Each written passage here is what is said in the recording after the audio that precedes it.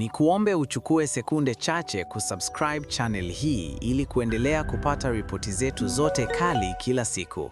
Asante. Mwanasiasa wa upinzani Godbless Lema ameibua mjadala mzito baada ya kutoa kauli kuhusu madai ya kuwepo kwa alama au rangi zinazohusishwa na ushoga katika baadhi ya shughuli za kijamii.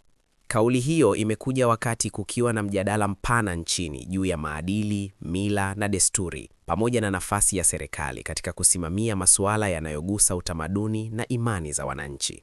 Katika ufafanuzi wake, Lema alisisitiza kuwa hakuna ushahidi wa moja kwa moja unaothibitisha kuwa rangi fulani zinaashiria ajenda ya ushoga katika mazingira ya kawaida kama vile elimu, sanaa au ubunifu.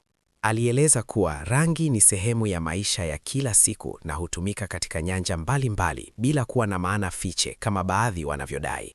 Kauli hiyo imegawanya mitazamo ya jamii. Wapo wanamuunga mkono wakisema ni muhimu kuepuka tafsiri zisizo na msingi ambazo zinaweza kuibua hofu au migawanyiko usio wa lazima.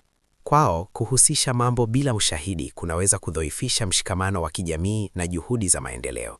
Hata hivyo, wengine wameonyesha wasiwasi wakisisitiza umuhimu wa kulinda maadili na utamaduni wa Kitanzania dhidi ya ushawishi wa nje.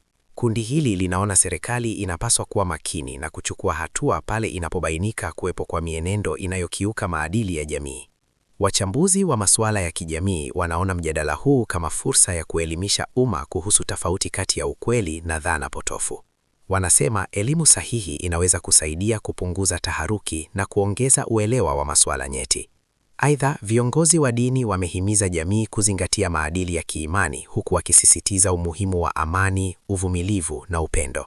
Pia wameonya dhidi ya kauli zinazoweza kuchochea chuki au migawanyiko isiyo na tija. Kwa ujumla, mjadala huu unaonyesha jinsi masuala ya kijamii yanavyogusa hisia za watu kwa kina. Kuna umuhimu wa kuendeleza mazungumzo ya wazi yenye kuheshimiana na yanayozingatia ushahidi ili kufikia muafaka unaolinda maslahi ya jamii na taifa kwa ujumla.